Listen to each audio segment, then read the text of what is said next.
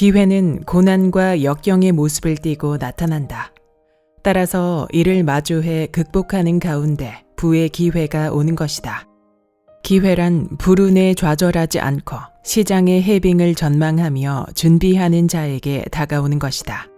준비되지 않은 자에게 부의 미래는 없다. 안녕하세요. 따뜻한 책 한 잔입니다. 오늘 여러분에게 읽어드릴 책은 부의 조건, 지은이 자유지성 아카데미 회원 17인, 발행 주 자유지성입니다.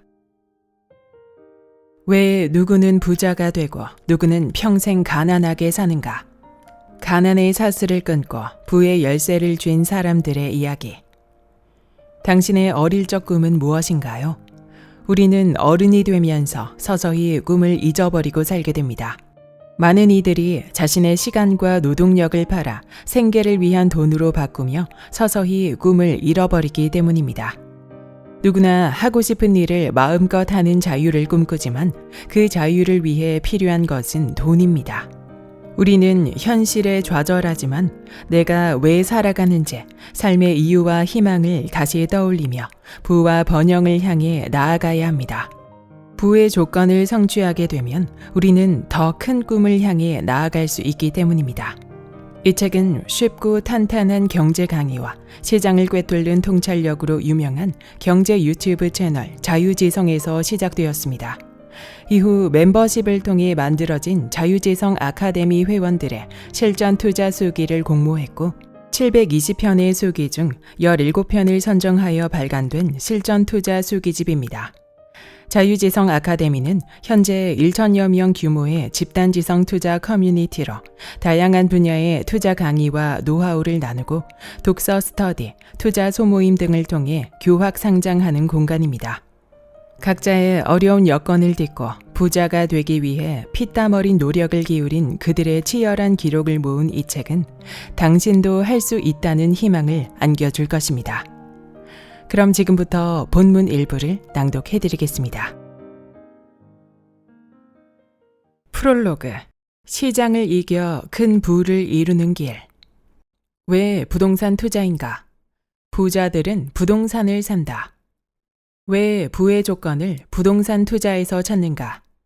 게티 오일과 게티 이미지로 유명한 미국 최초의 억만장자.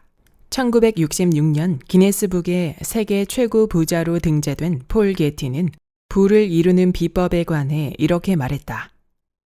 부자가 되려면 부자의 사고방식과 행동, 습관을 따라하라. KB 경영연구소에서 발간한 부자 보고서에 따르면 한국의 부자는 부동산 투자를 통해 수익을 거두고 자산 관리에 있어 국내 부동산 투자에 가장 관심이 많다. 부자는 단기 금융자산을 예적금으로 보유하고 중장기로는 부동산 투자를 운용한다. 향후 3년 정도의 유망한 투자처로 거주의 주택을 가장 많이 꼽고 있다. 실거주의 주택에 투자하는 것은 곧 다주택자가 되는 것을 의미한다. 하나금융경영연구소에서 발간한 부자 보고서에 따르면 자산 총액 66억 원 이상을 보유한 40대 이하의 영리치들은 평균 1.7채의 다주택을 보유하고 있다. 영리치들의 수익률에 가장 긍정적인 영향을 미친 것은 부동산이었으며 향후 투자 의향이 가장 높은 자산 역시 부동산이었다. 단기 경기 전망에는 낙관적이지 않으나 자산을 팔지 않고 현재의 자산을 그대로 유지할 계획인 부자가 대부분이었다. 영리치들은 커뮤니티를 기반으로 투자 정보를 나눈다고 답했다. 우리는 부자 보고서를 통해 두 가지의 교훈을 얻을 수 있다. 1. 부자를 따라해야 한다면 부동산에 투자해야 하며 2. 같은 투자 목표와 정보를 공유하는 인적 커뮤니티를 형성해야 한다. 2017년 12월 미국 샌프란시스코 연방준비은행은 145년 자본주의 역사상 가장 안정적이고 높은 수익률을 기록한 투자 자산에 관한 논문, 모든 것의 수익률을 발표한다. 투자 자산의 비교군은 주식, 부동산, 장기 채권, 단기 채권이었다. 연구 결과 자본주의 역사상 가장 안정적이고 높은 수익률을 기록한 자산은 부동산이었다. 21세기 자본으로 유명한 경제학자 토마 피케티는 자산의 수익률이 노동의 수익률에 비해 언제나 크다는 것을 증명했다. 인류 역사 2100년 동안의 자산 수익률과 노동 수익률을 비교한 차트를 통해 우리는 인류의 모든 역사 속에서 자산의 수익률은 언제나 노동의 수익률을 앞섰다는 것을 확인할 수 있다. 따라서 노동을 통한 근로소득을 모아 집을 살 수 없다는 결론이 도출된다. 우리가 인플레이션을 활용해 자산에 투자해야 하는 이유인 것이다. 부자들의 생각법과 행동법. 하지만 부자들은 여러분이 부동산을 사지 않고 세입자로 남기를 원할지도 모른다. 왜일까? 부자들은 여러분의 전세금을 지렛대로 활용해 적은 자본으로 큰 자산에 투자하는 레버리지 투자로 부를 증식하기 때문이다. 예를 들어 5억의 아파트를 살 때 세입자가 지불한 4억의 전세금을 끼고 자신의 돈 1억으로 아파트의 소유권을 가지는 방식이다. 이것이 전세를 끼고 부동산을 사는 레버리지 투자다. 물론 전세금이 하락하는 역전세의 위험을 맞을 수도 있다. 그럼에도 부자들이 다주택 포지션을 가진다는 것은 이러한 위험을 감수한다는 것을 뜻한다. 부자들은 위험에 대비하고 소유권을 지키기 위해 2배, 3배 더 열심히 일하며 자신의 현금 창출 능력을 극대화하는 자발적인 강제성을 두려워하지 않는다. 위험이 두려워 포기하는 것이 가난의 마인드라면 위험에 직면해 이를 극복하는 것이 부자의 마인드다. 또한 부자들은 여러분의 예금으로 창조되는 대출을 활용해 금리보다 더 나은 수익률의 부동산 자산에 과감히 투자한다. 부자들은 여러분의 전세금을 활용하고 여러분의 예금을 활용하는 것이다. 이것이 바로 이중 레버리지라고 부르는 투자의 방법이다. 금리가 높아 이자 부담이 크기에 부동산을 살 수 없다고 불평하는 이들도 있다. 그 답을 내리기 위해 1979년으로 시간 여행을 떠나보자. 1979년 12월은 강남구 대치동의 은마 아파트가 미분양이 났던 때로 당시 대출 금리는 무려 19%에 달했다. 여러분이 1979년으로 돌아간다면 금리가 무서워 집을 사지 못하는 사람이 태반일 것이다. 하지만 당시의 미분양을 기회로 인식해 은마 아파트를 과감히 매수하기로 결심한 사람들이 있었다. 이것이 부자의 생각법이다. 시장의 승자는 누구였는가? 은마 아파트는 지금까지 숱한 상승과 하락의 부침을 겪으며 시세가 꾸준히 우상향, 무려 분양가의 100배가 상승했다. 결국 부를 이루기 위한 조건은 1. 위험에도 불구하고 매수의 결단을 내리는 용기와 2. 인내와 고통이 수반되는 3. 장구한 시간의 인플레이션이었던 것이다. 1979년이 너무 멀어 현실성이 떨어진다고 생각하는 분도 있을 것이다. 멀리 갈 것도 없이 2008년 서울 반포자이의 사례를 살펴보자.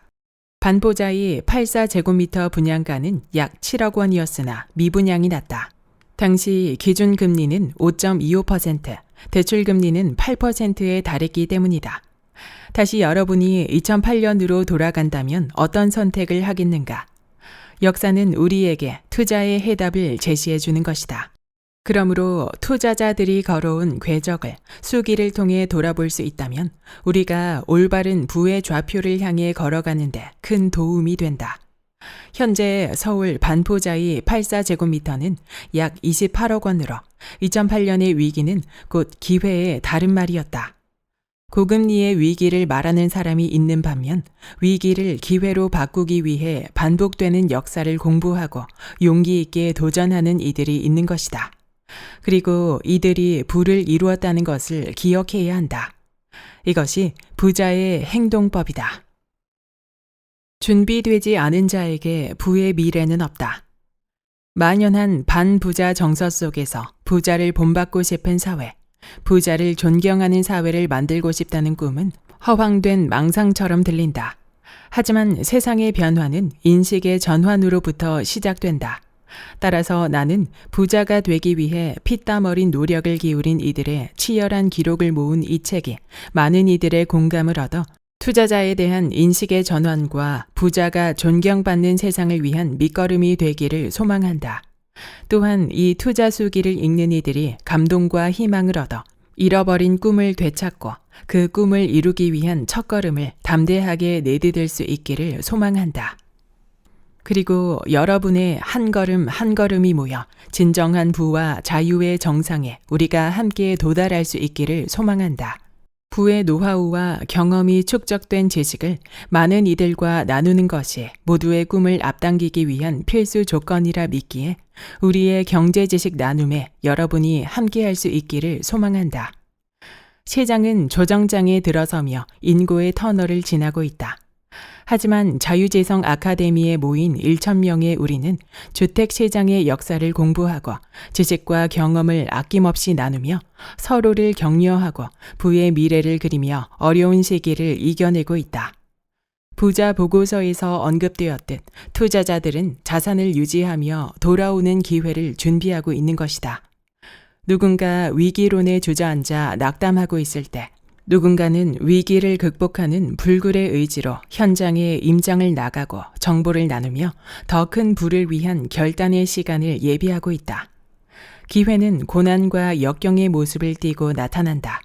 따라서 이를 마주해 극복하는 가운데 부의 기회가 오는 것이다. 기회란 불운에 좌절하지 않고 시장의 해빙을 전망하며 준비하는 자에게 다가오는 것이다. 준비되지 않은 자에게 부의 미래는 없다.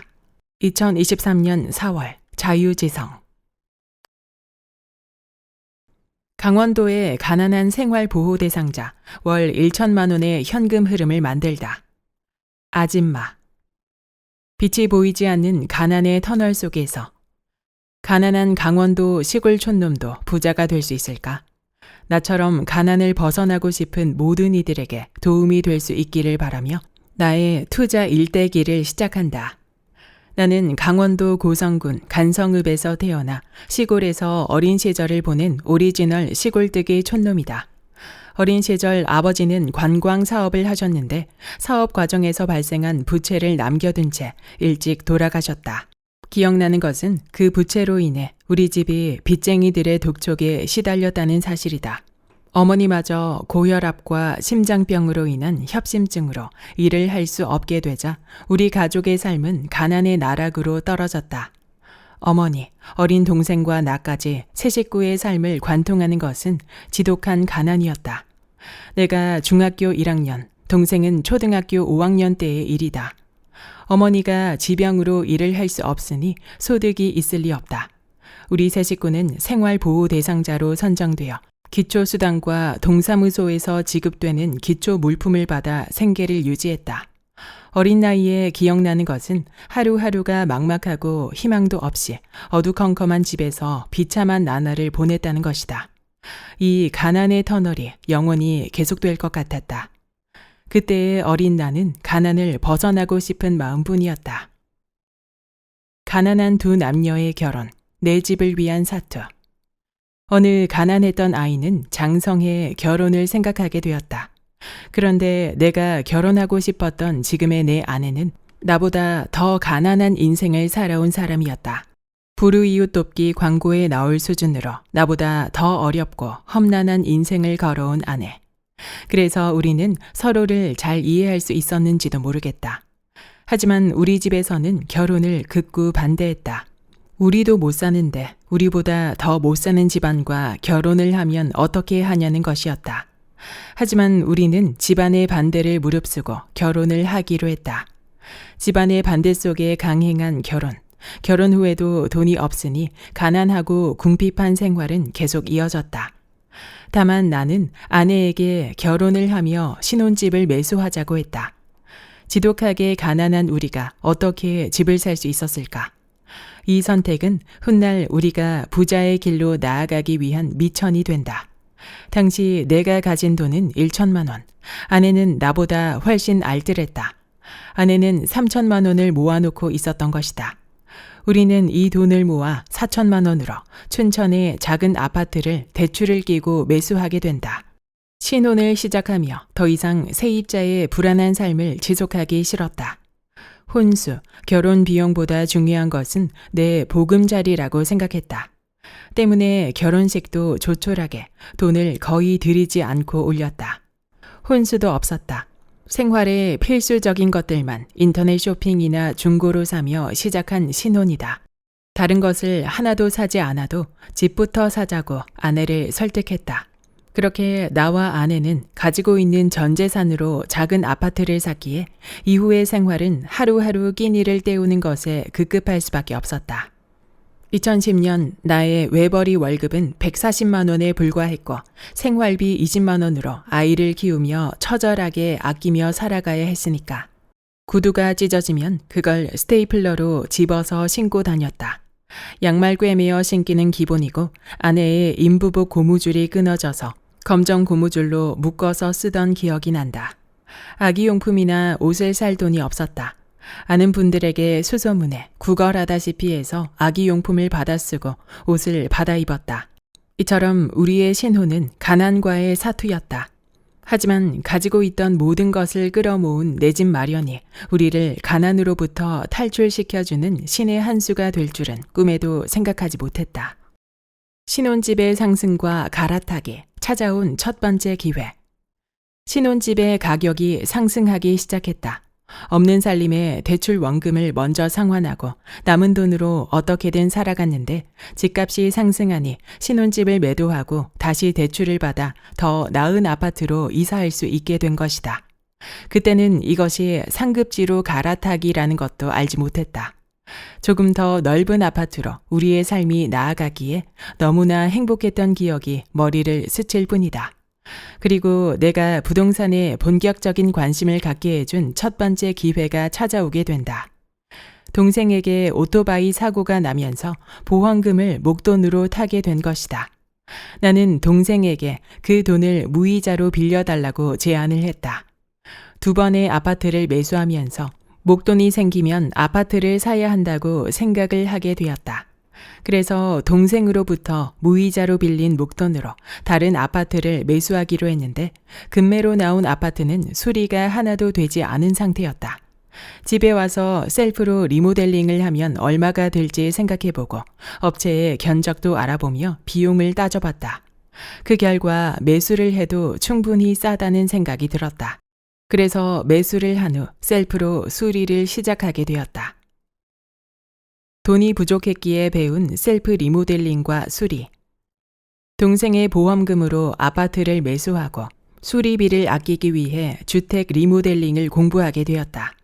내가 인테리어 업자의 역할을 한 것이다. 철거 업체를 불러 철거를 해본다. 샤시 업체를 섭외해 샤시를 교체했다. 타일공을 불러 타일을 붙여본다. 도기와 자재는 도매상에 가서 직접 고르고 주문을 넣어 배달을 시켰다. 그리고 사람을 불러 설치를 했다. 싱크대도 업체를 수소문해 가장 저렴하고 품질 좋은 곳으로, 페인트는 직접 해도 무리가 없었다.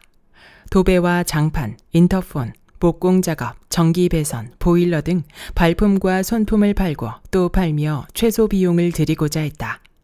조명 교체, 콘센트, 스위치 커버, 수전, 문고리, 소방기기, 방화문 고무 패킹, 우유 구멍 등 빠르게 배워서 익힐 수 있는 것들은 스스로 하면서 비용을 절약했다. 최소의 비용을 들여 완성한 최고의 인테리어.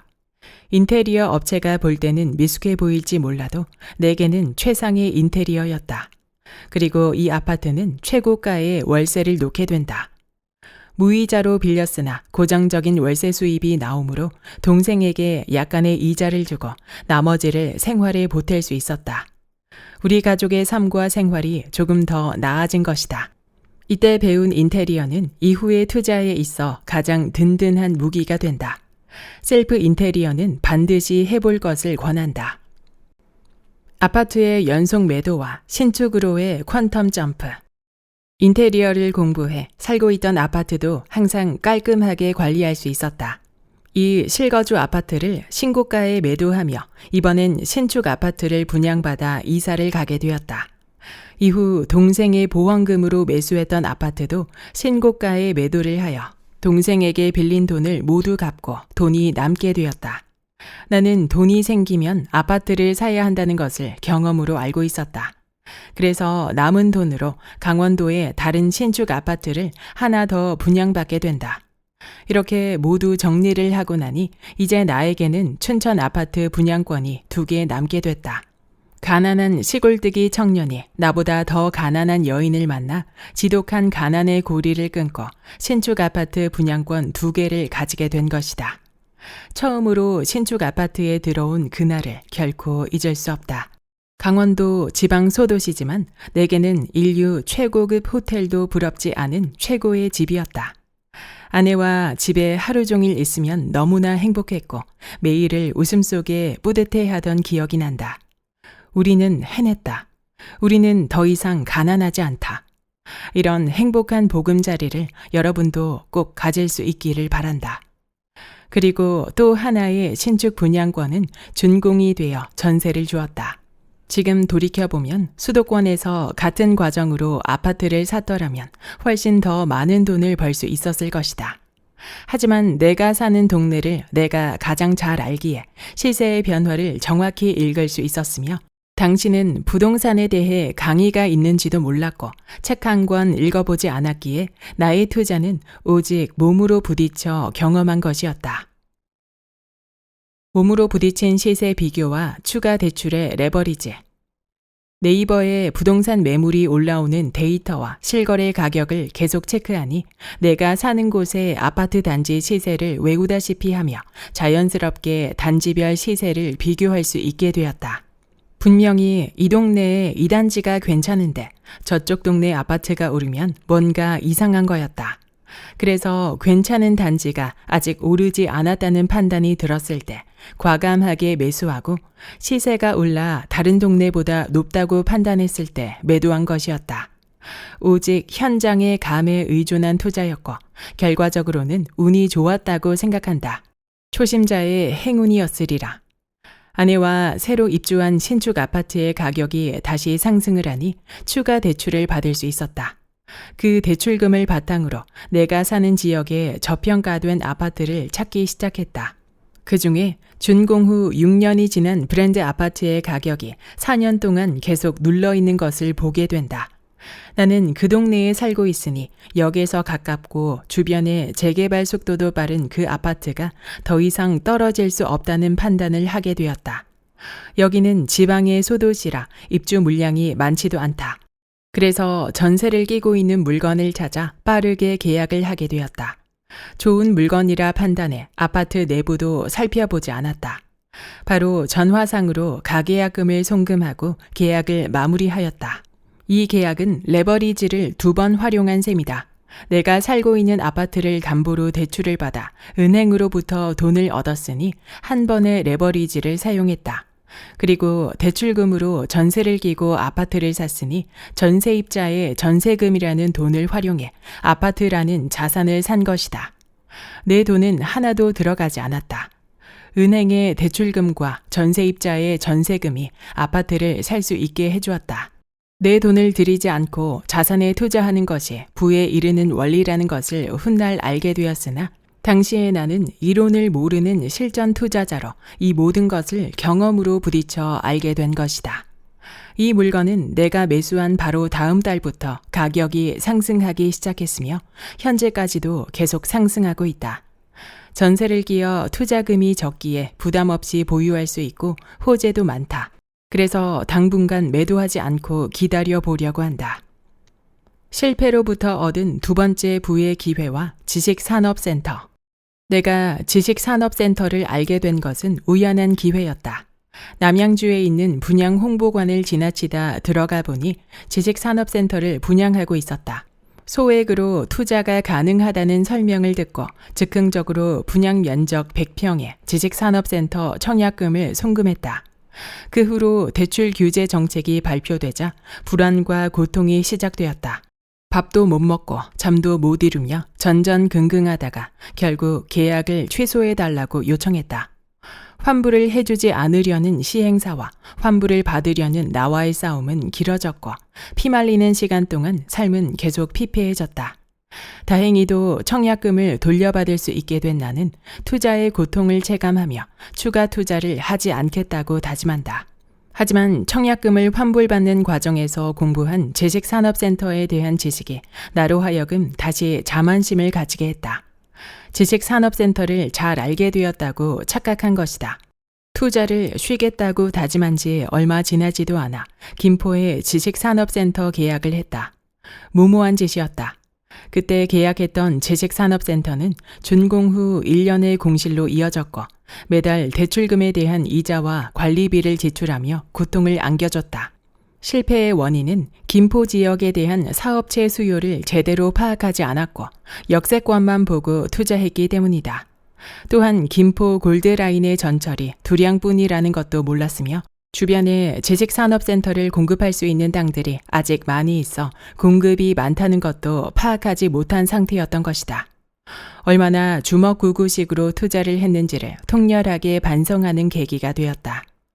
투자를 할 때는 장점과 단점을 냉정하게 바라볼 수 있어야 한다. 나는 단점을 깊이 있게 조사하지 못한 채 장점만 바라본 것이다. 김포 역세권의 대장 지식산업센터이고 1군 시공사에서 시공했으며 지군의 첫 번째 지식산업센터라는 좋은 점만을 본 것이 실패의 원인이었다. 현재는 다행히 임대를 맞췄지만 공급이 많아 여전히 매도를 하지 못하고 있다. 하지만 지식산업센터 투자의 경험은 더 이상 세금으로 다주택 투자를 하지 못했던 규제 속에서 새로운 눈을 뜨게 해주었다.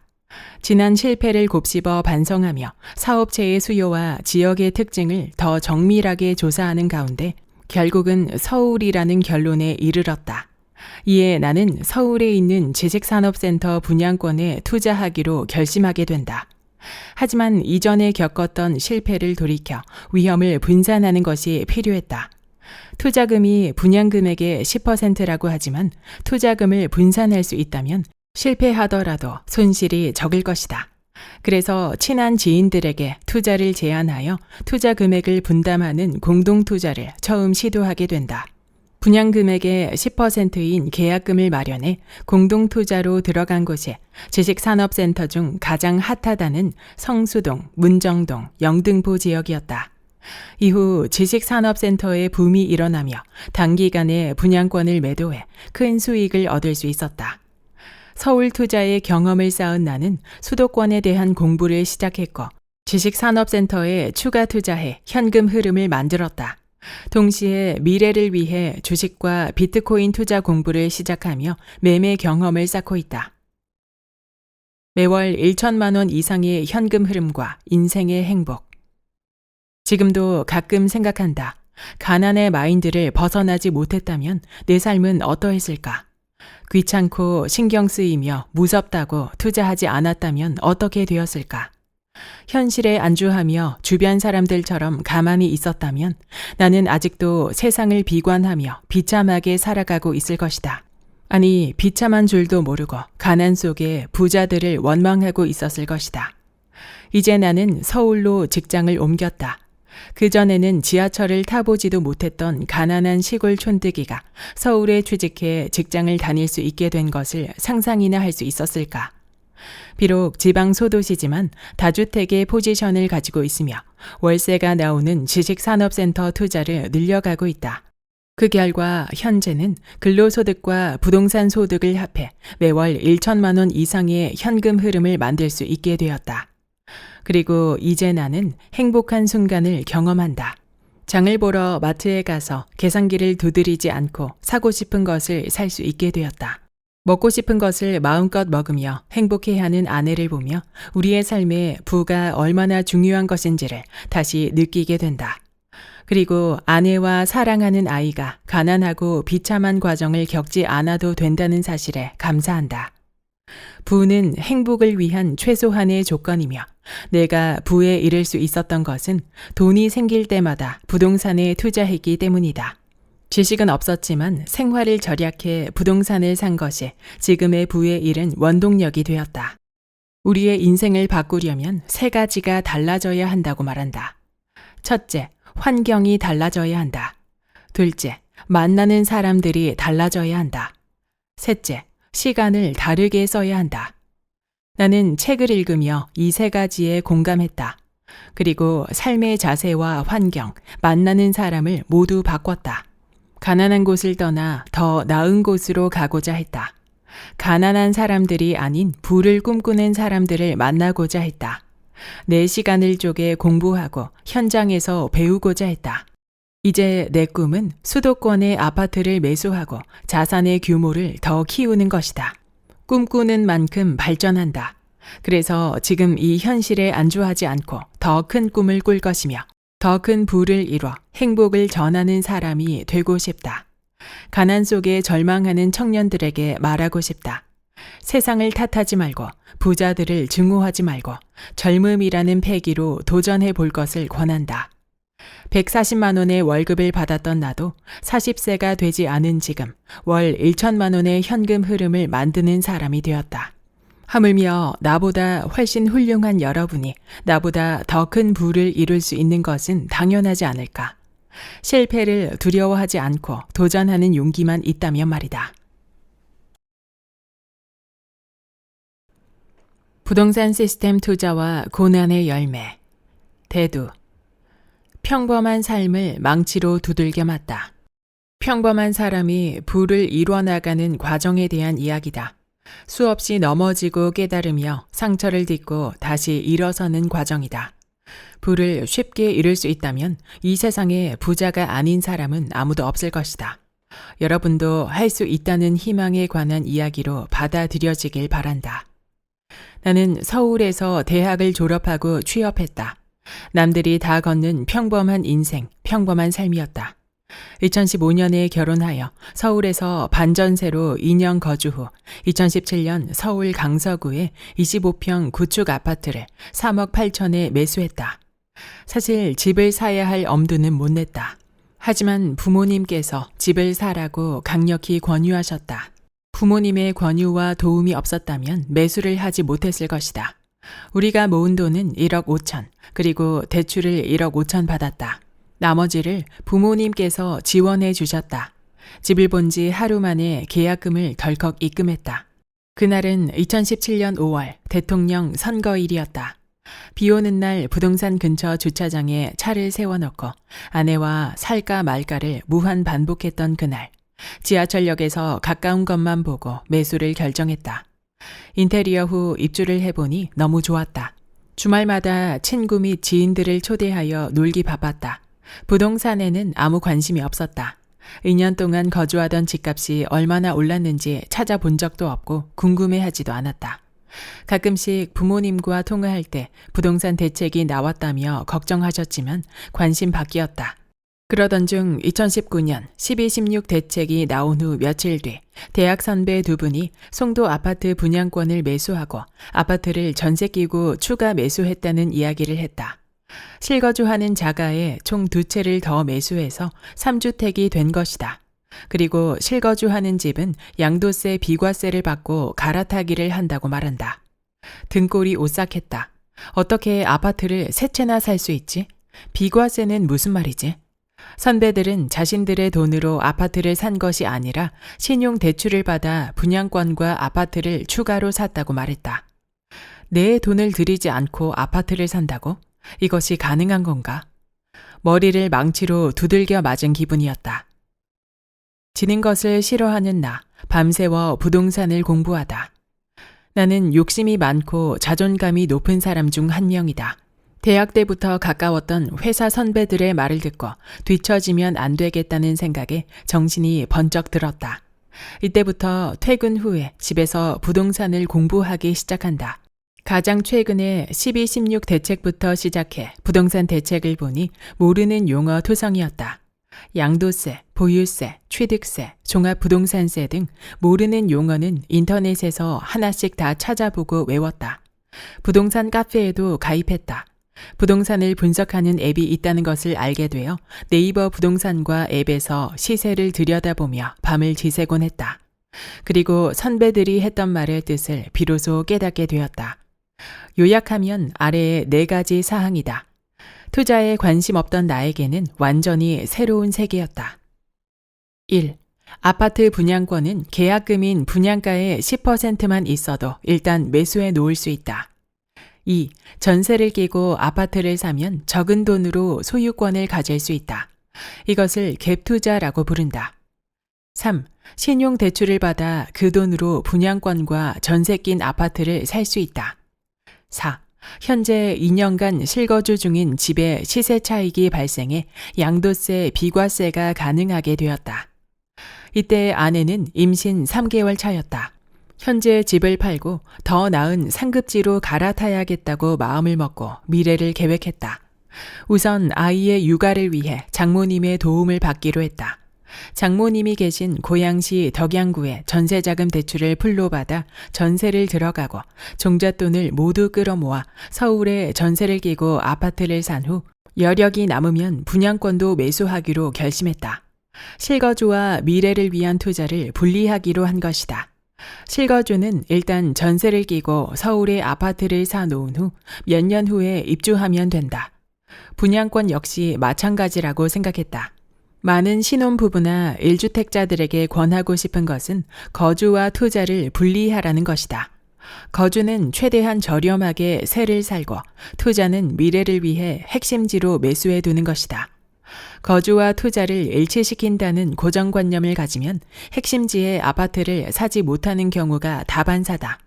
하지만 이 고정관념을 깨면 새로운 길을 열 수 있다. 예를 들어 설명하면 이렇다. 내가 5억의 종잣돈을 가지고 있다고 가정하자. 이 돈으로 내 집을 사서 거주하면 집값이 5억인 지역밖에 사지 못한다. 서울 핵심지는 사지 못한다는 말이다. 하지만 5억을 4억과 1억으로 분리해서 4억은 투자를 위해, 1억은 실거주를 위해 쓴다고 해보자. 1억에 전세자금 대출을 더해 신축에 전세로 들어가 실거주한다. 그리고 나머지 4억으로 서울 핵심지에 전세를 끼고 집을 사두는 것이다. 그러면 9억의 집을 5억의 전세를 끼고 살 수 있게 될 것이다. 전세를 끼고 사거나 대출을 동원해 큰 자산을 매수하는 것을 레버리지 투자라고 한다. 이처럼 거주와 투자를 분리하게 되면 가진 예산으로 더 큰 자산을 핵심지에 사둘 수 있게 되고 핵심지 자산은 상승기에 엄청난 힘을 발휘하게 된다. 한 달간 3건의 부동산 거래를 해치우다. 2020년 1월 3건의 부동산 계약을 한 달 만에 해치웠다. 첫 번째로 육아에 도움을 받기 위해 장모님 댁 근처에 전세를 얻기로 했다. 신축 아파트 입주장이 펼쳐지고 있던 터라 전세 가격이 매우 저렴했다. 역까지 도보 5분 거리로 가까워 임신한 아내가 출퇴근하기에 좋은 곳이었다. 집을 보러 간 날 바로 전세 계약을 했다. 자금을 효율적으로 쓰기 위해 전세금의 80%를 전세대출로 받았고 나머지 20%는 아내의 신용대출로 충당했다. 처음엔 월세를 계획했으나 당시 금리가 2% 중반으로 저렴하여 월세보다 전세자금 대출을 받는 것이 더 유리했다. 금리가 높은 시기에는 월세로 가는 선택이 나을 것이다. 저금리 시기에는 전세자금 대출을, 고금리 시기에는 월세로 실거주를 하며 투자금을 마련하는 것이 좋다. 두 번째로 직장의 위치를 고려해 서울 영등포에 있는 아파트를 전세를 끼고 매수해 두기로 했다. 나는 성격이 급하고 마음먹은 것은 바로 실행하는 편이다. 부동산 소장님들은 내가 살펴본 집들이 계속 거래가 되었다고 말씀하시며 나의 마음을 조급하게 했다. 그래서 시세보다 5천만 원을 더 주고 최고가로 계약을 하게 된다. 하지만 로얄동 로얄층 물건이다. 그리고 기존 강서구 주택을 양도세 비과세를 위해 바로 부동산에 내놓아 잔금을 대비했다. 세 번째, 이제 약 8천만 원의 자금이 남아 분양권을 매수하기로 했다. 분양가의 10%만 계약금으로 치르면 분양권을 사둘 수 있기에 분양권을 물색하던 중 대학 친구가 검단 신도시를 추천했다. 친구는 내 예산을 듣고 계약금 10%의 프리미엄을 고려하면 충분히 매수할 수 있다고 조언을 해줬다. 문제는 검단 신도시를 내 나름대로 분석을 해봤건만 확신이 생기지 않는다는 것이었다. 기사를 검색해보니 온통 부정적인 기사들밖에 없었다. 부동산 카페에서도 검단에 대한 욕이 가득했다. 말 그대로 욕세권이다. 미분양의 무덤, 미분양 속출, 대규모 공급 등등. 겁이 났다. 잠을 못 이루며 고민했다. 하지만 한 가지 확실한 생각은 있었다. 내 집 한 채는 본전을 유지하는 것밖에 되지 않는다는 것이었다. 내 집이 오르면 다른 집도 같이 오르기 때문에 집을 한 채만 가지고서는 상급지로 이동할 수 없다. 그래서 집을 여러 채 가지고 있어야 그 수익을 모아 내가 원하는 핵심지로 갈 수 있는 것이다. 결국 다주택이 되어야 하는 것이다. 이 단순한 원칙 하나만을 믿고 분양권을 덜컥 계약했다. 많은 사람들이 미분양을 두려워한다. 물론 검단 분양권을 사는 나도 마찬가지였다. 하지만 투자의 원칙을 세우니 그 두려움을 극복할 수 있었다. 돌이켜보면 미분양 시기가 집을 가장 싸게 살 수 있는 때였다. 미분양 시기에 과감히 진입할 수 있는 결단력도 필요하다. 한 달 만에 3건의 부동산 계약을 치르니 기존 주택이 안 팔리면 어쩌나부터 시작해 내가 세운 시나리오와 다르게 흘러가면 어떻게 될지 등 걱정과 고민의 연속이었다. 다행히도 당시 시장 분위기가 좋아 비과세로 집을 매도할 수 있게 되었다. 해냈다. 비과세를 받고 2주택으로 점프했다. 부자 아빠와 가난한 아빠. 3건의 부동산 거래를 복귀했다. 가장 큰 문제는 매수를 결정하기 전에 불안함과 두려움의 극복이었다. 문제점을 찾으면 해결 방법이 보인다. 결국 불안함과 두려움을 극복하기 위해서는 내가 많이 알아야 한다. 그래서 투자가 무엇인지 본질부터 알아야겠다고 생각하고 공부를 통해 기본을 탄탄하게 다져 나가자고 마음먹었다. 투자 서적으로 제일 먼저 공부한 것이 로버트 기요사키의 부자 아빠, 가난한 아빠라는 책이다. 책의 문구 하나하나가 나에게는 충격으로 다가왔고 반박할 수 없는 팩트였다. 30년 넘게 고정관념으로 형성된 나의 생각과 사고 체계가 모두 깨져버렸다. 기요사키의 책은 나의 가슴을 후벼 팠고 지난날의 무지와 안일하게 살아온 자신의 모습을 반성하게 해주었다. 장차 태어날 아이와 가족을 위해 앞으로는 이렇게 놀면서 살면 안 되겠다는 결심을 하니 눈물이 나왔다. 그리고 다짐했다. 나는 부자 아빠가 되겠다고. 그리고 완전히 다시 태어나겠다는 결의로 추가 투자를 고민하기 시작했다. 다가구 경매에 도전해 낙찰을 받다. 적은 투자금으로 할 수 있는 최선의 투자가 무엇일지 고민하던 중 경매를 접하게 되었다.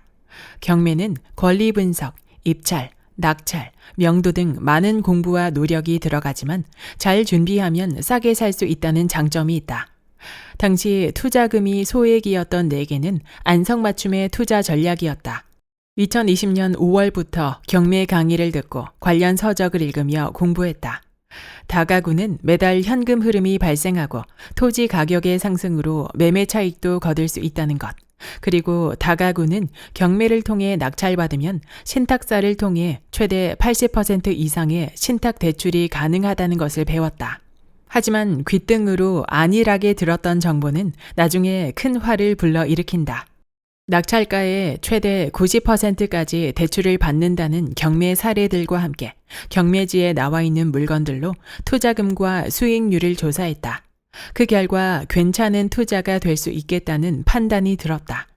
그 후 약 2달간 물건지를 찾고 임장을 다니는 등 회사 업무 외의 시간은 모두 부동산을 위해 썼다.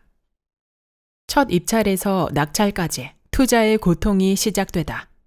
대학교 주변 다가구 물건지 분석을 마친 뒤 첫 입찰에서 덜컥 낙찰이 되고 말았다.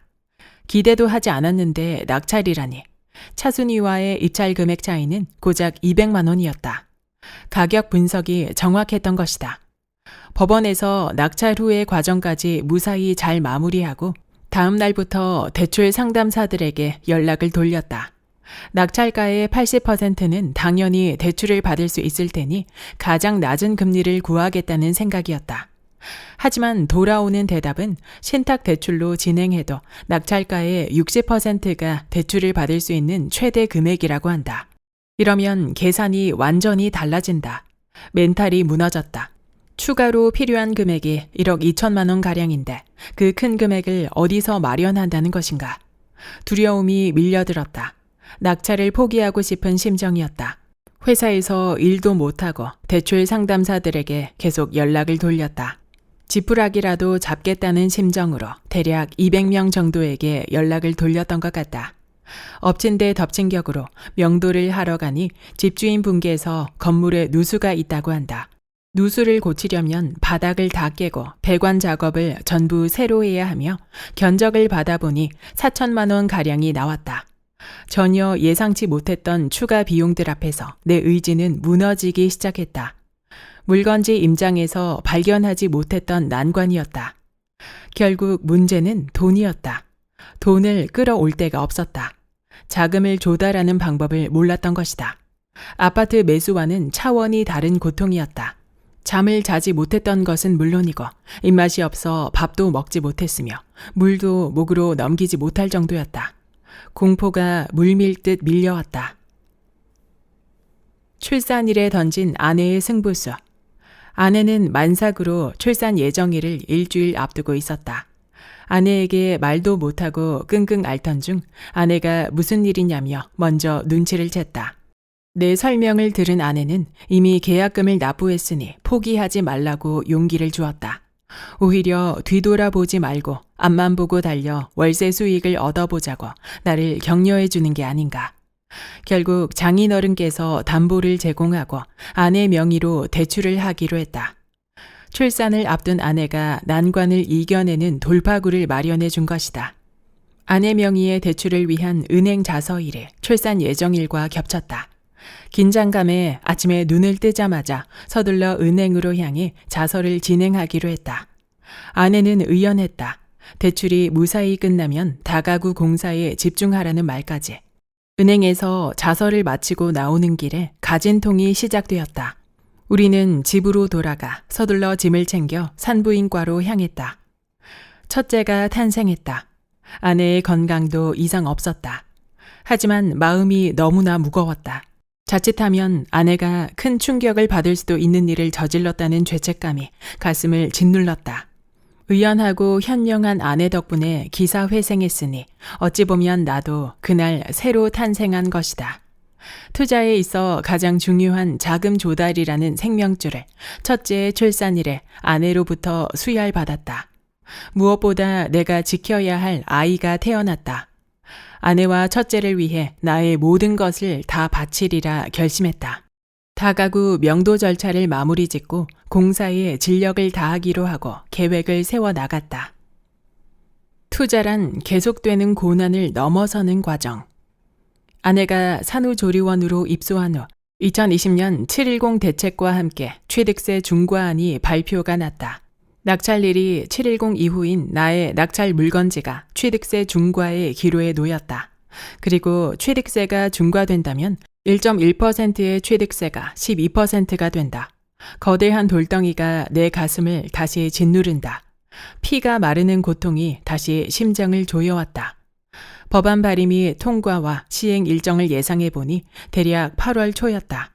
법안 시행일 이전에 잔금을 납부하면 취득세 중과는 면할 수 있다는 대책의 내용을 정확히 확인한 후 신속하게 잔금 절차를 마무리했다. 다행히 취득세 중과를 피했고 명도를 준비한 대로 진행해 최종 마무리 지었다. 다시 한 고비를 넘긴 것이다. 이제 마지막으로 넘어야 할 큰 산이 남아 있었다. 누수공사였다. 공사를 위해 해당 지역에 있는 누수업체라면 모두 연락을 돌려 견적을 받았다. 그중 가장 대화가 잘 되는 사장님과 진행하기로 했고 2천만 원으로 최종 견적을 받았다. 4천만 원을 예상했었는데 발품을 팔아 지출 비용을 절약할 수 있었던 것이다. 전체 건물의 공사를 턴키 방식이 아닌 직접 업체를 섭외해 개별 공사로 진행하다 보니 출산 휴가와 여름 휴가를 받아 약 한 달 동안 매일 물건지에 갔다. 전체 인테리어 공사를 마무리 짓는데 계획한 예산을 뛰어넘어 결국 부모님께 도움을 청해야 했다. 공사를 처음 진행하다 보니 업체 사장님들과의 가격 조율이 가장 힘들었다. 시간이 지날수록 코로나가 장기화될 조짐이 보였다. 대학교 주변의 수요를 생각하고 대학가에 다가구를 낙찰받았는데 대학에서는 비대면 수업으로 전환해 학생들이 다 떠나고 있었다. 다시 공포가 밀려온다. 이렇게 전부 수리를 하더라도 임대를 못 맞춰 수익을 못 내면 어떡하지? 라는 생각과 공실로 비어있을 건물을 생각하면 괴로움과 불안함이 일상을 지배했다. 감당하기 버거운 수준까지 대출을 동원해 진행하는 투자의 길이 맞는 것인지 끊임없이 질문했다. 인간이 이토록 나약한 존재라는 것을 깨닫는 과정이었다. 하지만 아내가 말한 것처럼 물러설 수 없었고 앞만 보고 가야 했다. 힘들 때마다 가족을 생각했다. 포기할 수 없다. 가족을 지키기 위해 내 모든 것을 다 던져보고 하늘의 뜻을 기다리기로 했다. 9월부터 배관 공사를 시작으로 12월이 다 되어서야 인테리어 및 입주 청소까지 마무리되었다. 4개월간의 대장정이 끝났다. 이제 드디어 다가구 건물이 우리 가족의 것이 되었다. 마침내 고난의 터널을 뚫고 결실을 거두다. 2021년 1학기도 비대면 수업으로 전환된다는 얘기가 들려왔다. 우려가 현실이 되는 것인가? 고난을 넘어서면 또 다른 고난이 내 앞에 서 있다. 과정마다 찾아오는 시련은 마치 내가 투자를 포기하도록 하기 위해 찾아오는 저승사자처럼 느껴졌다. 그래, 인간이 할 수 있는 모든 것을 해보자. 그리고 그 결과를 겸허하게 기다리자. 다시 마음을 다잡고 홍보를 시작했다. 모든 부동산에 방문해 다가구를 홍보하고 재학생들의 대표 카페에도 찾아가 홍보 게시글을 매일 올렸으며 전단지를 만들어 대학 주변에 붙이고 다녔다. 전단지가 떨어지면 다시 만들어 붙이고 또 붙였다. 부동산 소장님들께도 음료수를 선물하며 각별히 신경 써 주실 것을 부탁하고 또 부탁했다. 1월부터 방이 계약되기 시작했다. 비대면 수업으로 학생들이 다 떠나 계약이 안 될 것 같았는데 하나하나씩 계약이 이루어졌다. 할 수 있다는 자신감이 생겼다. 그리고 더 열심히 홍보했다. 마침내 2월이 되어 만시를 채우게 되었다. 해냈다. 정말 해냈다. 나는 해냈다. 기쁘다는 감정은 아니다. 다행이라는 안도감, 그리고 해냈다는 성취감이다. 평생 느껴보지 못했던 가슴 벅찬 느낌이었다. 이제 만시를 채우고 다가구의 월세가 매달 안정적으로 500만 원 이상의 순수 현금 흐름을 만들어주게 되었다. 부동산에 물어보니 여전히 주변에는 공실이 넘친다고 한다. 하지만 무엇보다 홍보가 잘 되었고 신규 리모델링 건물이었기에 학생들에게 호응을 얻었다고 한다. 눈물이 났다. 만시를 채우던 날 아내와 아기를 보고 펑펑 울었다. 진심을 다하고 혼을 다했던 노력이 투자의 결실로 맺어졌다. 모든 고난들이 소중하게 다가온 순간이었다. 투자는 결코 쉬운 것이 아니다. 투자란 고난 속에 진정한 결실의 꽃을 피우는 것이다. 투자를 통해 인생을 배우다. 투자를 통해 인생의 진리를 몸소 많이 체험했다. 무언가를 얻기 위해서는 반드시 대가라는 것을 치러야 한다는 말. 이 세상에 쉽게 얻을 수 있는 돈이란 결코 없다는 말. 그리고 진인사대 천명. 이것은 내가 뼈저린 경험과 고통으로 얻은 투자의 진리다. 나는 투자를 통해 모든 것이 바뀌었다. 삶의 태도가 바뀌었고 행동과 자세가 바뀌었으며 심지어 영혼이 바뀌었다는 생각이 들 정도로 나의 모든 것이 변화했다. 투자를 알기 전에는 인생에 명확한 목적이 없었으며 목적이 없으니 도전도 없었던 것이다. 하지만 나는 자본주의와 자산시장의 진실을 알게 되었다. 그리고 투자가 얼마나 힘든 것인지를 깨닫게 되었다. 힘들지만 회피하지 않고 당당히 맞서 고난을 이겨냈다. 이것이 바로 자유를 향한 여정이다. 자유를 찾기 위해 떠나는 과정에서 회사와 가정 이외의 모든 시간을 부동산에 쏟아부었다. 그 과정에서 함께 어울리고 놀던 친구들을 잃었다. 부를 이루기 위해서는 대가를 치러야 하니 당연한 결과이다. 주말마다 놀러 다니던 친구를 잃었지만 다른 친구들을 얻었다. 그 친구들의 이름은 고통, 고난, 슬럼프다. 나는 이 친구들과 함께 부의 길을 향해 나아가고 도전할 것이다. 자유를 향해 가는 길에는 이 친구들이 반드시 동행하기에 앞으로도 많은 어려움이 내 앞에 닥칠 것이라는 점을 잘 알고 있다. 하지만 내게는 함께 이겨나갈 동료들이 있다. 바로 자유지성 아카데미에서 만난 분들이다. 이분들과 함께 손잡고 더 멋진 투자의 항해를 지속해 나갈 것이다. 그리고 무엇보다 부동산을 잘 모르는 불인이 혹은 무주택자분들이 자본주의의 본질을 이해해 부자가 될 수 있도록 내가 경험하고 알게 된 지식을 나누며 돕는 사람이 될 것을 다짐한다.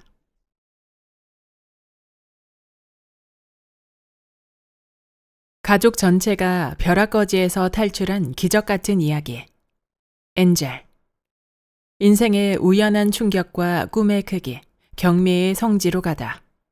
2017년 어느 날 남편의 허리가 너무 아파 핸드폰으로 치료 방법을 검색하던 중 우연히 한 영상을 보고 충격에 빠졌다. 유튜브 부동산 읽어주는 남자의 영상이었다. 절대로 전세 살지 마라. 당시 나는 목포에서 남편과 맞벌이를 하면서 8년 후 분양하는 민간 임대 아파트에 전세로 거주하고 있었다. 1억 2천에 전세를 살고 있던 셈이다. 부동산 읽어주는 남자의 모든 영상을 시청하고 경매에 도전해 보기로 결심.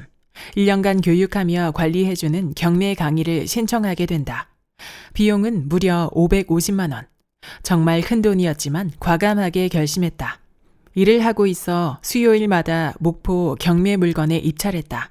목포는 매일 경매를 진행하지 않는다. 아쉬웠지만 살고 있는 지역이 좁다 보니 어쩔 수 없는 일이었다. 다른 부동산 강의를 찾아보았으나 모두 서울, 수도권의 강의였다. 강의를 실강으로 들으려면 목포에서 왕복 10시간 차를 타고 다녀와야 한다. 막막했다. 부동산에 입문할 때는 자신이 살고 있는 곳부터 시작하게 되므로 어디에 살고 있는지가 매우 중요하다고 생각한다.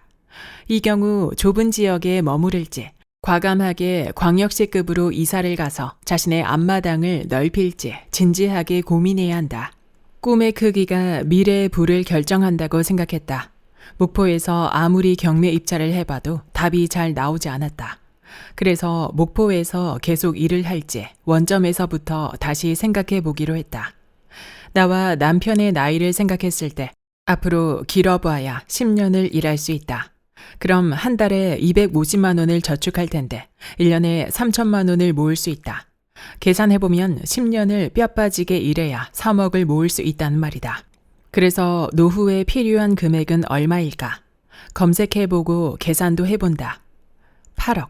노후 대비로 8억이 필요하다고 한다. 도저히 답이 안 나왔다. 연일 답답하기만 했다. 강의로 경매를 배웠으니 경매로 월세를 세팅해 노후에 필요한 자금을 만들어 보자고 결심했다. 하지만 목포는 너무 좁고 경매 입찰도 자주 열리지 않는다. 그래서 남편과 아이들을 설득해 경매의 성지로 불리는 곳으로 이사를 가게 된다. 경매의 성지, 인천이다. 월세로 옮기며 1억의 전세금으로 경매에 도전하다. 인천으로의 이사를 설득하는 데는 명분이 필요했다. 마침 남편이 서비스업에서 고객을 상대하는 일로 스트레스가 심해져 우울증이 왔고 아이들의 사투리도 심해졌다. 남편에게 새로운 곳에서 새로운 시작을 하자고 설득했다. 말은 제주로 보내고 사람은 서울로 보내라는 말도 있듯 아이들의 교육을 서울이나 수도권에서 해야 한다는 점도 강조했다. 아이들이 지방 출신으로 무시를 당해서는 안 된다고 생각했다. 목표를 세웠으면 이를 실현하기 위한 명분을 만들어 밀어붙여야 한다. 10번 찍어 안 넘어가는 나무 없다고 가족들은 처음에 난색을 표했으나 종국에는 이사에 동의하게 된다. 낯선 곳에 대한 두려움도 있었다. 하지만 다행히 친언니가 인천에 살아 새로운 환경에 적응하는 데 도움을 받을 수 있다고 생각했다.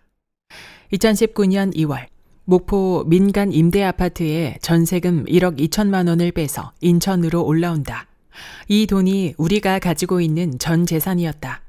투자금이 없어 빌라에 월세로 거주하며 1억을 시드머니로 경매 입찰에 도전하기로 했다. 절박한 마음으로 경매에 44건의 입찰을 했으나 싸게 사려는 마음에 낙찰가를 너무 보수적으로 잡아 계속 폐차를 했다. 첫 낙찰과 36%의 수익률, 경매에서 구축과 신축으로. 2019년 5월은 잊을 수 없는 달이다. 처음으로 빌라를 낙찰받은 것이다. 경락 잔금 대출이 90%까지 나와 수익률을 계산해 보니 30%가 넘었다. 빌라 투자에 들어간 내 돈은 500만 원, 그리고 경락 잔금 대출의 이자를 내고 나니 월 15만 원이 남았다. 500만 원으로 월 15만 원의 현금 흐름을 만들었으니 연간으로 따지면 180만 원이 들어오는 셈이다. 500만 원으로 연 180만 원의 수익, 수익률은 무려 연 36%. 할 수 있다는 자신감이 생겼다. 첫 낙찰에서 내가 얻은 교훈은 두 가지다. 1. 적은 돈으로도 부동산에 투자해 수익을 거둘 수 있다. 2. 경매를 통해 현금 흐름을 만들기 위해서는 시간이 걸린다. 나는 경매에 도전했고 500만 원의 적은 돈으로도 투자를 할 수 있다는 것을 깨달았다. 하지만 경매로 현금 흐름을 만들려면 시간이 걸린다는 한계를 동시에 절감했다. 월 300만 원의 현금 흐름을 만들려면 월 15만 원의 수익을 발생시키는 빌라를 20채 낙찰받아야 한다. 하지만 경매로 한 채를 낙찰받고 월세 수익으로 세팅하는 데는 시간이 너무 걸려 다른 방법이 필요하다고 생각했다. 경매에서 폐차를 하면 귀중한 시간이 성과 없이 흘러버릴 수도 있는 것이다. 경매를 해보면 한 채를 낙찰받아 명도를 거쳐 수익을 거두기까지 생각보다 많은 시간을 요한다는 것을 알게 된다. 그래서 오히려 구축의 급매, 급급매가 나을 수도 있다. 무엇보다 부동산은 사이클이 있다. 그래서 계속되는 폐찰로 상승기를 놓치고 조정기에 들어서면 경매 시장도 침체를 겪으며 원하는 수익률을 달성하지 못할 가능성도 크다. 마침 유튜브를 보면서 부동산도 흐름이 있다는 것을 알게 된다.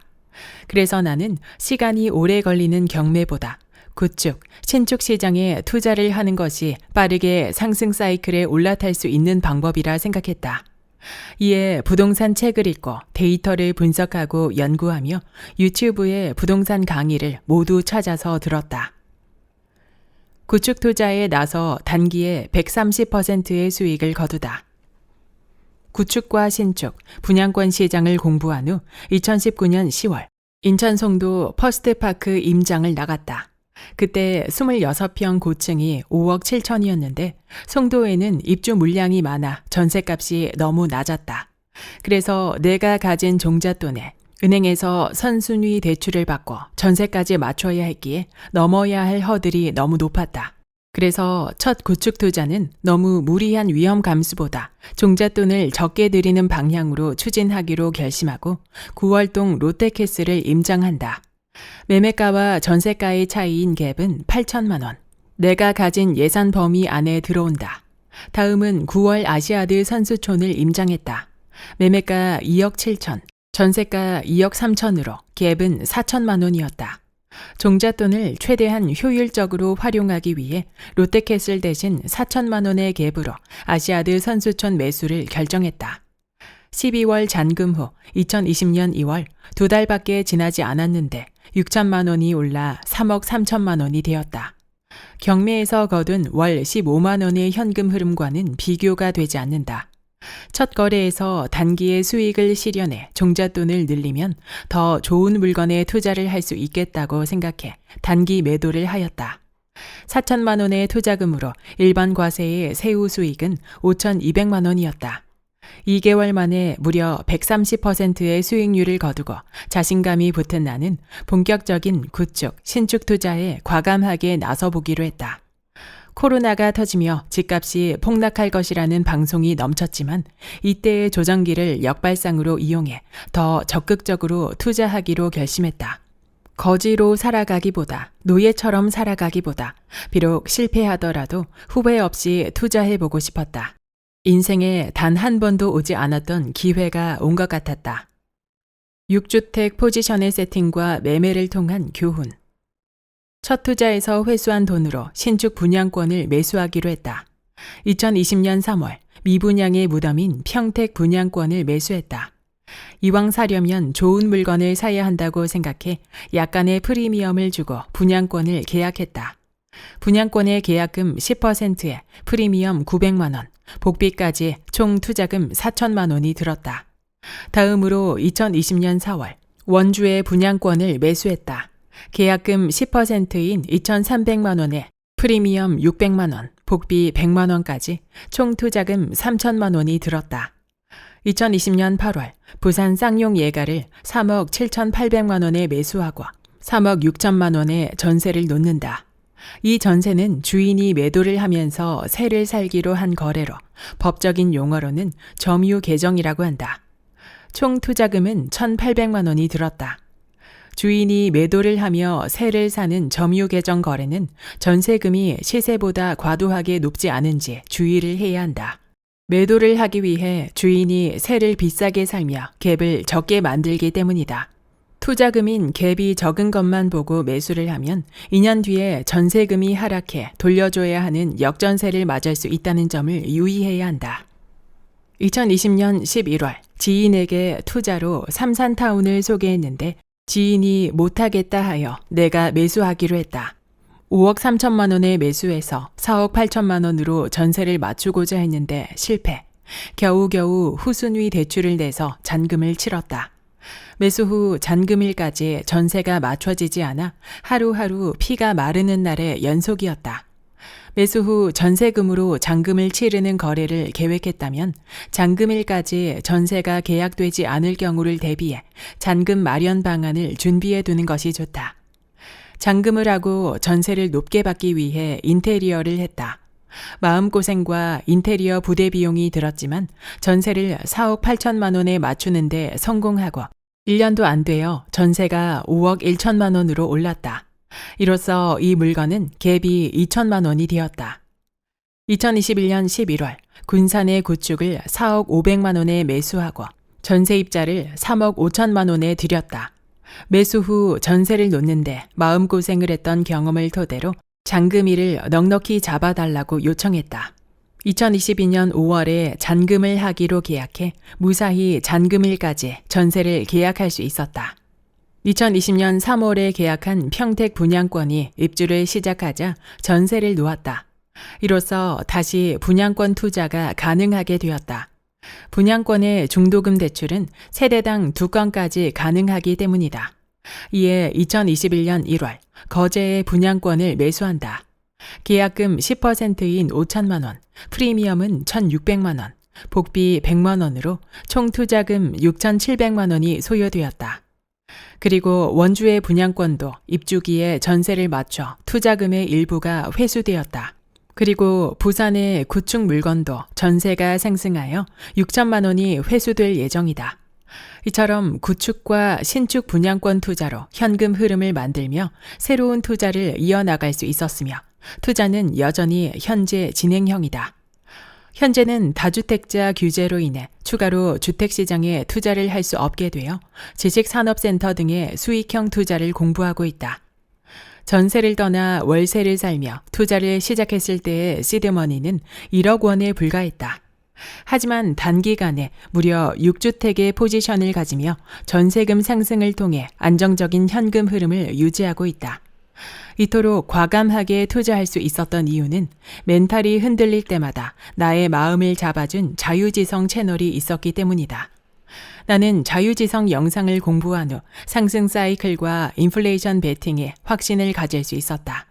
그리고 내가 공부한 경제 지식을 바탕으로 가족들을 벼락거지에서 탈출시키기로 결심한다. 가족들과 지인들의 투자를 상담해주고 청약을 가르쳐주며 당첨시켰을 뿐만 아니라 아파트 매수의 노하우를 가르쳐주는 일을 무한 반복하고 있다. 주변의 많은 이들을 벼락거지에서 탈출시키면서 몇 년 동안 정말 많은 일을 하고 소중한 이들을 부의 길로 이끌었다는 보람을 느낀다. 모두 나에게 경제 지식과 용기를 주신 자유지성님 덕분이라고 생각한다. 독자님들에게 조금이나마 도움이 되기 위해 가족들의 벼락거지 탈출기를 소개하며 투자 수기를 마친다. 늦었다고 좌절하거나 포기하지 마라. 늦었다고 생각했을 때가 가장 빠른 것이다. 생각만 하지 말고 실행하라. 부의 길이 열리게 된다. 가족들의 벼락거지 탈출기 1. 구축 매수. 먼저 언니를 벼락거지에서 탈출시킬 계획을 세웠다. 언니는 빌라에 살고 있었다. 나는 자유지성 영상을 본 후 지금은 빌라보다 아파트를 살 때라고 판단, 언니에게 빌라를 팔라고 설득했다. 언니는 설득이 되었는데 형부는 쉽지 않았다. 대출 이자가 부담이 된다. 집이 있으면 보험료가 올라간다. 세금이 나온다. 관리비가 나온다. 등등의 이유를 들었다. 지출되는 비용이 도대체 얼마가 늘어난다고 아파트를 사지 않겠다는 것인지, 내가 그 비용을 드리겠다고 하며 돈에 맞는 아파트를 사자고 설득하고 또 설득했다. 20년 전 그 인천 빌라가 3,700만 원이었는데 지금 6천만 원이다. 무려 20년 동안 2,300만 원밖에 오르지 못한 것이다. 마침내 언니와 형부를 설득하는 데 성공, 빌라를 매도하고 아파트를 매수했다. 1억 8천만 원의 아파트를 70%의 대출을 받아 매수하고 현재 실거주 중이며 1억 5천의 시세 상승을 이뤄냈다. 가족들의 벼락거지 탈출기 2. 분양권 매수. 언니가 청약 통장이 있어 분양권 청약에 도전할 것을 설득했다. 그리고 인천 신축 아파트에 당첨된다. 그런데 4억 3천만 원의 분양가에 형부는 화를 낸다. 돈도 없는데 어떻게 할 거냐고. 청약 당첨으로 계약할 때 분양가의 10%만 필요하다는 것을 모르는 사람들이 너무나 많다. 그래서 형부에게 계약금은 10%만 있으면 되고 중도금은 대출이 나오며 입주 시점에서 다시 시세의 60%가 대출로 나오니 그 사이에 최대한 열심히 일하고 아껴 쓰라고 했다. 내가 예측한 입주 시기의 시세는 7억이었다. 그러면 60%가 대출로 나온다고 할 때 4억 2천만 원이 대출로 확보되니 1천만 원만 보태면 4억 3천의 분양가를 해결할 수 있는 것이다. 그래도 만약을 대비하기 위해 강제저축의 액수를 늘려야 한다. 언니의 지출 내역을 들여다보니 보험료가 한 달에 230만 원이 나가고 있었다. 최소한을 제외하고 보험을 모두 해지하자고 제안. 절약한 보험료와 합해 매달 500만 원을 모으기로 했다. 집에서 새는 돈을 줄여야 하는 것이다. 현재 분양받은 아파트 시세는 정확하게 7억이다. 가족들의 벼락거지 탈출기 3. 28세 조카. 언니 아들인 28살인 조카는 회사에 취업해 정직원이 된 지 3개월밖에 되지 않았다. 그래서 신용대출이 안 되고 모아놓은 돈도 없다. 나는 형부에게 신용대출 3천만 원을 받아 조카에게 증여를 하라고 제안했다. 그리고 조카 명의로 청주에 아파트를 매수할 것을 권했다. 매매가 2억 9천만 원, 전세가 2억 8천만 원으로 투자금 1천만 원에 매수를 하고 현재 3천만 원이 상승해 있다. 자녀에게 증여를 할 때는 5천만 원까지 증여세를 내지 않는다. 따라서 자녀가 신용대출이 되지 않을 때는 부모가 적극적으로 내 집 마련을 도와야 한다. 당장 입주를 하지 않아도 된다. 전세를 끼고 집을 매수해 둔 후 시간을 낚아라. 시간이 지나며 시세가 상승하면 대출을 받아 전세금을 충당해 입주할 수도 있고 오르는 전세금으로 현금 흐름을 만들어 재투자의 마중물로 만들 수도 있다. 여기까지 부의 조건의 본문 일부였습니다. 앞서 소개해 드렸듯이 이 책은 경제 유튜브 채널 자유지성의 커뮤니티 모임인 자유지성 아카데미 회원들의 실전 투자 수기집입니다. 저는 총 3분의 실전 투자 수기를 낭독해 드렸는데요. 발췌 본문을 선정하기가 매우 힘들 정도로 유익하고 감동적인 수기로 가득했습니다. 그리고 수기뿐만 아니라 경제의 기본 원리와 함께 우리가 왜 부동산에 투자를 해야 하는지 절감할 수 있는 프롤로그가 눈에 띄었습니다. 또한 수기 중간중간에 부동산 중개소 방문 요령, 고시원 창업 방법, 갈아타기를 위한 최적의 시기, 투자 물건 매수 시 특약의 기술 등 부동산 투자 시에 꼭 필요한 디테일한 팁들은 부동산 실전 투자를 위한 알찬 핵심을 알려주고 있었습니다. 그동안 많은 투자서를 읽어왔지만 이 책은 조금 특별하게 다가왔습니다. 그 이유는 부동산에 이렇게 투자를 해서 이렇게 부를 일구었다는 방법론에서 그치는 것이 아니었기 때문입니다. 절망을 희망으로 바꾸고 끝까지 도전하고 인내하고 가족을 지키며 진정한 부와 꿈의 영역을 확장해 나가는 저자들의 과정이 가슴 깊이 와닿았기 때문입니다. 그리고 17인의 저자들의 수기에서 느꼈던 그들의 공통점은 그들은 처음부터 끊임없이 행동했다는 것입니다. 일단 생각을 했으면 방법을 찾고 나서는 배우고, 배우는 동시에 찾아가고, 전화해보고 계약을 했던 것입니다. 그 투자가 비록 실패로 마무리되는 경우도 많았지만 그들은 그 실패를 교훈 삼아 더 큰 행동을 해 나갔습니다. 4천억 자산가인 그랜드 카도는 자신의 책 10배의 법칙에서 이렇게 말했습니다. 성공을 이루기 위해 가장 먼저 해야 할 일은 생각을 10배 더 원대하게 하고 행동을 10배 더 많이 하는 것이다. 성공하는 사람들이야말로 이 행동의 법칙을 실천하는 사람들이며 부의 조건의 저자들은 그 법칙을 몸소 실천한 사람들인 것입니다. 부와 번영이라는 희망을 현실로 만들어 가실 여러분께 이 책을 추천합니다. 구독과 좋아요와 댓글은 큰 힘이 됩니다. 다음 영상에서 만나요.